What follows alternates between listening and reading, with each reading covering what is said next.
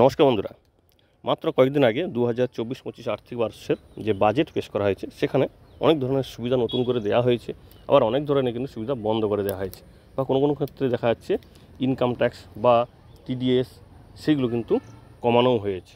অর্থাৎ এই যে ইনকাম ট্যাক্স সংক্রান্ত যে নিয়মগুলি শুধুমাত্র কিন্তু শুধু চাকরিজীবীদের জন্য তা নয়, সাধারণ মানুষের জন্য কিন্তু ইফেক্টেবল। যেমন ধরুন ইন্স্যুরেন্সের উপর কিন্তু টিডিএসের হার কমানো হয়েছে। এর ফলে সাধারণ মানুষও কিন্তু ইন্স্যুরেন্স অর্থাৎ বিমা থেকে অতিরিক্ত টাকাও পাবে। শুধু তাই নয়, এজেন্টরাও কিন্তু অনেক বেশি টাকা পাবে। এবং সেই সঙ্গে একটা বড় সুবিধাও বন্ধ করে যাচ্ছে, সেটা হচ্ছে আধারে একটি বড় সুবিধা বন্ধ করে যাচ্ছে, যার ফলে কিন্তু অবশ্যই একটু সমস্যায় পড়বে সাধারণ মানুষ। তো এই সমস্ত যে বিষয়গুলো, বা শুধু তাই নয়, ঘর ভাড়ার উপর এবার টিডিএস কত হলো, এবং সেই সঙ্গে মিউচুয়াল ফান্ডের উপর কবে থেকে কোন টিডিএসের হার লাগু হবে, অর্থাৎ সমস্ত বিষয়গুলি কিন্তু আজকে আলোচনা করব। কারণ এখানে দেখা যাচ্ছে সমস্ত যে টিডিএসের হারগুলি পরিবর্তন হয়েছে বা কোনো সুযোগ সুবিধাদের দেওয়া হয়েছে বা সুযোগ সুবিধা বন্ধ করে দেওয়া হয়েছে, সেগুলো কিন্তু এই বছর 1 এপ্রিল থেকে নয়, বিভিন্ন সময় থেকে। এই 2024-এও কিছু সুবিধা লাগু হবে, আবার 2025-এও কিছু সুবিধা লাগু হবে। কেউ হয়তো ভাববেন যে এই বছর বাজেট মানে এই বছরই হবে, না, তার সেটা কিন্তু নয়। তো সেটাই কিন্তু আলোচনা করবো যে কোন টিডিএসের হার বা কোন সুবিধাটা সাধারণ মানুষের জন্য কবে থেকে লাগু হবে, সেই বিষয়গুলি সম্পূর্ণরূপে আলোচনা করব। আশা করব ভিডিওটি শেষ পর্যন্ত দেখবেন। প্রথমত হচ্ছে এই যে বাজেট পেশ করা হয়েছিল, সেখানে 194D ধারাতে ইনকাম ট্যাক্সের যে একটা ধারা থাকে টিডিএস, বা একটা যে টার্ম থাকে টিডিএস, সেটা এবার কমিশনের উপর, অর্থাৎ ইন্স্যুরেন্সের যে কমিশন যেটা এজেন্টরা পায়, সেটাকে 5% থেকে কমিয়ে 2% করা হয়েছে। অর্থাৎ তারা এবার কমিশনের উপর টিডিএস বা ইনকাম ট্যাক্স মাত্র 2% দেবে, 3% অর্থ কিন্তু তারা বেশি পাবেন। শুধু তাই নয়, যারা বিমা কিনে রেখেছেন তাদেরকে যে পলিসি যে কোম্পানি অর্থাৎ ইন্স্যুরেন্স কোম্পানি যে টাকাটা দেবে, তার উপরও কিন্তু 5% টিডিএস কেটে রেখেই তো, সেটা কিন্তু আর হবে না। এবার থেকে কিন্তু মাত্র 2% টিডিএস কাটা হবে, 3% ফেরত দেওয়া হবে। অতিরিক্ত কিন্তু এই 3% টাকাটা পাওয়া যাবে।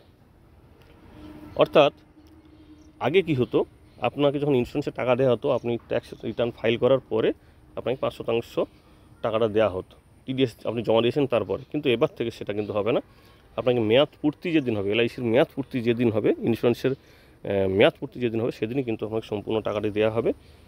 অর্থাৎ 3% যে অতিরিক্ত অর্থটা সেটাই দিয়ে দেওয়া হবে, 2% কিন্তু তারা কেটে রেখে দেবে। এটাও কিন্তু নতুন নিয়ম লাগু হচ্ছে। টিডিএস অন রেন্ট পেইড, অর্থাৎ ঘর ভাড়া কেউ যদি 50,000 টাকা বা তার বেশি নিয়ে থাকে, সেক্ষেত্রেও কিন্তু তাকে 5% টিডিএস দিতে হতো, সেটাকে কমিয়ে 2% করা হয়েছে। তো এই রকম যে বিভিন্ন ধরনের নিয়মগুলো করা হয়েছে, সেগুলো কবে থেকে লাগু হচ্ছে আমরা একটু লিস্ট আকারে দেখে নিই, তাহলে আমাদের কিন্তু বুঝতে সুবিধা হবে। প্রথমত হচ্ছে ইন্স্যুরেন্সের যে এজেন্টদের যে কমিশন, অর্থাৎ বিমার যে এজেন্টের কমিশন, যেটার উপর টিডিএস 5% থেকে কমিয়ে 2% করা হয়েছে, সেটা লাগু হচ্ছে 1 এপ্রিল 2025 থেকে। ইন্স্যুরেন্সের টাকার উপর যেটা গ্রাহকরা, পলিসি ধারকরা পাবে ফেরত অতিরিক্ত 3% টাকা, অর্থাৎ 5% বলে 2% টিডিএস নেওয়া হবে, সেটা লাগু হবে 1 অক্টোবর 2024 থেকে। লটারি টিকিটের উপর যে কমিশন থাকে, তার উপর 5% থেকে কমিয়ে টিডিএস 2% করা হয়েছে, সেটাও লাগু হবে 1 অক্টোবর 2024 থেকে। এবং বিভিন্ন ধরনের কমিশন বা ব্রোকারেজ, বিভিন্ন ধরনের কাজের জন্য যারা কমিশন নেয়, তো সেক্ষেত্রে সেটার উপরও টিডিএস নেওয়া হতো, সেটা 5% ছিল, সেটাই কমিয়ে 2% করা হয়, সেটাও 1 অক্টোবর 2024 থেকে লাগু হবে। এবং ঘর ভাড়ার উপর যেটা বললাম, 50,000 টাকা বা তার বেশি হলে সেক্ষেত্রে টিডিএস লাগবে, সেটাও 5% থেকে কমিয়ে 2% করা হয়, সেটাও কিন্তু 1 অক্টোবর 2024 থেকে হবে। পেমেন্ট অফ সার্টেন সামস, অর্থাৎ ইন্ডিভিজুয়াল পরিবার বা আনডিভাইডেড হিন্দু পরিবারে যদি কোনো কিছু টাকা দেওয়া নেওয়া হয়, বিভিন্ন ধরনের বিষয়বস্তু আর্থিক, তো সেক্ষেত্রে কিন্তু টিডিএসটা 5% ছিল, সেটাকে কমিয়ে 2% করা হয়েছে, সেটাও লাগু হবে 1 অক্টোবর 2024 থেকে। ই কমার্স যে সংস্থাগুলো থাকে, তারা যদি তাদের কোনো অপারেটরকে কোনো কমিশন দেয়, সেক্ষেত্রে কিন্তু টিডিএস 1% সেটা কমিয়ে 0.1% করা হয়েছে, এটাও লাগু হবে 1 অক্টোবর 2024 থেকে। এবং সেই সঙ্গে যেটা উঠিয়ে দেওয়া হয়েছে বা বন্ধ করে দেওয়া হয়েছে, সেটা হচ্ছে কি মিউচুয়াল ফান্ডের। এটা আমরা আগের ভিডিওতে আলোচনা করেছিলাম। মিউচুয়াল ফান্ডে যদি আপনি রিপারচেস করেন, শুধুমাত্র তাই নয়, ইউটিআই যদি ফান্ড যদি আপনি রিপারচেস করেন, পুনরায় কেনেন, ওই টাকা দিয়ে আপনি কোথাও একটা ইনভেস্ট করেছেন, সেটাকে আবার কিনছেন, সেক্ষেত্রে যে টিডিএস ছিল 20%, সেটাকে টোটালি বন্ধ করে দেওয়া হয়েছে, এবং এটাও লাগু হবে 1 অক্টোবর 2024 থেকে। অর্থাৎ এই 1 অক্টোবর 2024 থেকে কিন্তু বেশিরভাগ নিয়মগুলো লাগু হচ্ছে, শুধুমাত্র এজেন্টদের কমিশন যে সুবিধাটা 5% এবং 2%, সেটা লাগু হবে 1 এপ্রিল 2024 থেকে 25 থেকে। এবার দেখে নিই তালিকাভুক্ত ইকুইটি, অর্থাৎ লিস্টেড ইকুইটি, যে শেয়ার হোক বা মিউচুয়াল ফান্ড হোক, তো সেক্ষেত্রে যেটা আগে ছিল 15%, অবশ্যই এটা শর্ট টার্ম হতে হবে, 12 মাসের কম হতে হবে, আগে বিভিন্ন ধরনের নিয়ম ছিল। তো 12 মাসের কম, তো সেক্ষেত্রে 15% ছিল, সেটাকে বাড়িয়ে 20% করা হয়েছে। যদি এটা লং টার্ম হয় তো সেক্ষেত্রে সেটা হবে বেড়ে 10% থেকে বেড়ে হয়েছে 12.5%, 12.5%।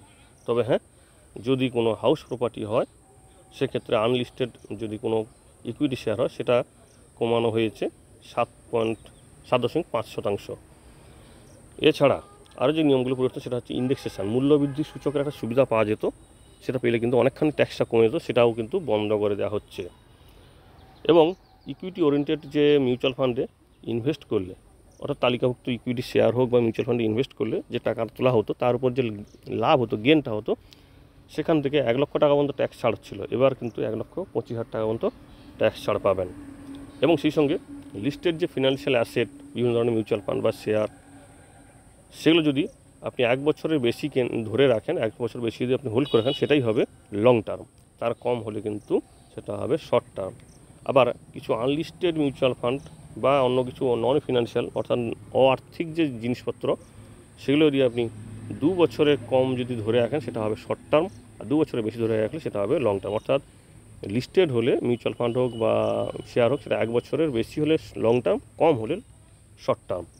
এছাড়া আরও যে বিষয়টি হচ্ছে সেটা হচ্ছে আনলিস্টেড বন্ডস বা debenture, debit mutual fund, market link debenture, এবং সেই সঙ্গে তাদের যে হোল্ডিং পিরিয়ডটা থাকছে সেই হোল্ডিং পিরিয়ডের উপর কিন্তু ক্যাপিটাল গেন ট্যাক্স যেটা ছিল সেটা কিন্তু যা ছিল সেটাই থাকছে। এবং এই সমস্ত নিয়মগুলি লাগু হচ্ছে 23 জুলাই 2024, অর্থাৎ যেদিনে বাজেট পেশ করা হয়েছে সেদিনই কিন্তু এই ইকুইটি শেয়ারের উপর বা ইকুইটি মিউচুয়াল ফান্ডের উপর যে ট্যাক্সগুলো বাড়ানো হয়েছে সবগুলোই কিন্তু লাগু হয়ে গেছে। আর তারপরে যে বিষয়টা আছে সেটা হচ্ছে, ধরুন মিউচুয়াল ফান্ড ইনভেস্ট করেছেন, যার 65% কিন্তু গেছে, টোটাল যেটা আপনি টাকাটা দিয়েছেন সেটা ডেবিট বা মানি মার্কেটে গেছে। তো সেই রকম যে সুবিধা, সেই রকম যে ফান্ডগুলো 50-এর এ ধারাতে সুবিধা পাওয়া যেত, এক্সচেঞ্জ ট্রেড ফান্ডসের গোল্ড মিউচুয়াল ফান্ড, এগুলো একটা স্পেশাল মিউচুয়াল ফান্ড হিসাবে একটা এক্সট্রা সুবিধা পাওয়া যায়, সেটা কিন্তু আর হবে না। স্পেশাল মিউচুয়াল ফান্ডের আন্ডারে কিন্তু এই গোল্ড মিউচুয়াল ফান্ড বা ইটিএফগুলো আর পড়বে না। এবং সেই সঙ্গে বাজেট 2024-এর আর একটি যেটা বড় সুবিধা মনে হয় সেটা হচ্ছে আধারের যে আধার এনরোলমেন্ট আইডি, অর্থাৎ আপনি আধারের এনরোলমেন্ট করেছেন, নাম লিখিয়েছেন কিন্তু আপনি আধার কার্ড পাননি বা নাম্বার পাননি, সেক্ষেত্রে ওই যে একটা আইডি দিত, এনরোলমেন্ট আইডি, সেটা নিয়ে যে কাজ করা যেত সেটা কিন্তু আর কাজ করতে পারবেন না। সেটাও কিন্তু লাগু হচ্ছে 1 অক্টোবর 2024 থেকে। অর্থাৎ 1 অক্টোবর 2024-এর পরে আপনি আধারের এই আইডি, এনরোলমেন্ট আইডি নিয়ে আর কোনো কাজ করতে পারবেন, শুধুমাত্র আধার নাম্বার পেলে শুধুমাত্র সেটা দিয়ে আপনি কাজ করতে পারবেন। এবং ইমুভেবল প্রপার্টি, অর্থাৎ কোনো সম্পত্তি কেনাকাটার ক্ষেত্রে 50 লাখ টাকার বেশি হলে তবে টিডিএস লাগবে, 50 লাখ টাকার কম হলে কিন্তু কোনো টিডিএস লাগবে না। শুধু তাই না, 50 লাখ টাকার দাম এবং সেই সঙ্গে 50 লাখ টাকা হোক বা যাই হোক, সেই জমির দাম এবং তার উপর স্ট্যাম্প ডিউটি যদি 50 লাখ টাকার বেশিও হয় সেক্ষেত্রেও কিন্তু আপনার টিডিএস লাগবে না। অর্থাৎ ধরুন আপনার জায়গাটার দাম হয়তো 49 লাখ হয়েছে এবং টিডিএস নিয়ে স্ট্যাম্প ডিউটি নিয়ে 50 লাখের বেশি, সেক্ষেত্রেও কিন্তু কোনো টিডিএস লাগবে না। এটাও লাগু হয় 1 অক্টোবর 2024 থেকে। এবং এনপিএসের যেটা আপনাদের বলেছিলাম আগের ভিডিওতে, সেটা হচ্ছে সরকারি এবং বেসরকারি এখন থেকে উভয়ই যে এমপ্লয়ার 10%-এর বদলে 14% পর্যন্ত কন্ট্রিবিউট করবে, টাকা তারা জমা করবে, এটাও কিন্তু লাগু হচ্ছে 1 এপ্রিল 2024 থেকে। এবং বিভিন্ন ধরনের যে সম্পত্তি ভাড়া দেওয়া হয়, ঘর ভাড়া দেওয়া হয়, যেটাকে আগে ধরা হতো ব্যবসায়ী আয় বা পেশাগত লাভ, সেটা আর না ধরে লেখা হবে বাড়ির সম্পত্তি থেকে আয়, এটাও কিন্তু লাগু হচ্ছে 1 জানুয়ারি 2025 থেকে। এইরকম কিন্তু অসংখ্য নিয়ম কিন্তু পরিবর্তন হচ্ছে এবং তার তারিখগুলোও কিন্তু বিভিন্ন। আশা করি ভিডিওটি আপনার ভালো লাগবে। যদি ভালো লাগে এবং তথ্যটি মনে হয় যে গুরুত্বপূর্ণ, তাহলে প্লিজ ভিডিওকে লাইক ও কমেন্ট করে আমাদেরকে উৎসাহিত করবেন। ধন্যবাদ।